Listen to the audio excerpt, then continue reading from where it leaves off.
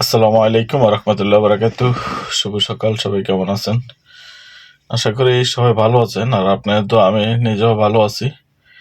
আসলে আজকে একটা জিনিস বলার ইচ্ছে ছিল যে আমরা প্রত্যেকের জায়গা থেকে নিজেকে নিয়ে আমরা যতটুকু ভাবনা চিন্তা করা জরুরি মনে করি, তার চেয়ে বেশি ভাবনা চিন্তা করা জরুরি মনে করি যে অপরকে নিয়ে।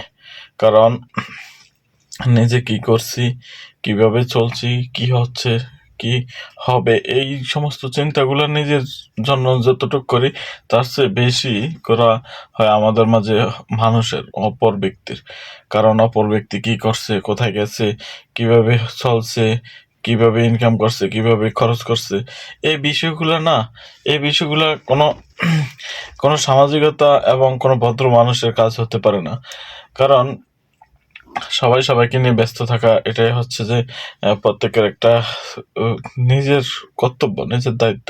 কিন্তু আপনার দায়িত্ব না যে পাশের বাসার ওরা কিভাবে চলছে, কিংবা পাশের বাড়ির ওরা কিভাবে চলছে।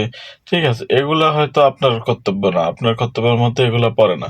আপনার কর্তব্যের মধ্যে যেগুলো পড়ে, আপনার মা বাবা, আপনার ভাই বোন, আপনার বউ বাচ্চা, তারা কিভাবে চলছে, কিভাবে তারা উপার্জন করছে, এগুলো হয়তো আপনি দেখতে পারেন, এগুলো আপনার কর্তব্যের মধ্যে পড়ে। কিন্তু পাশের বাড়ির যে আপনার পাড়া প্রতিবেশী কিংবা আপনার দূরের কোনো আত্মীয় স্বজন, তারা কিভাবে চলছে, কি উপার্জন করছে না করছে, এগুলো আসলে আপনাকে দেখার অনুমতি কেউ দেয় নাই।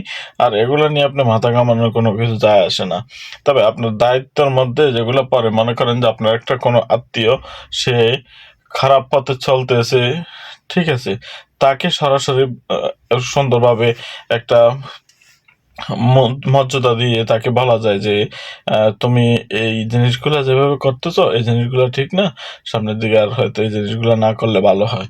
কিন্তু এভাবে সরাসরি ওর বিষয়টা ওর সাথে না ফয়সালা করে এখানে সেখানে চা দোকানে কিংবা তার অন্য কোনো রিলেটিভ, তাদের সাথে, এই জিনিসগুলো আসলে একটা ছোট লোকের ব্যাপার স্যাপার। ঠিক আছে, তো আমরা সবাই শুধু এই জিনিসটাই আমরা সচেতন থাকতে চাই যে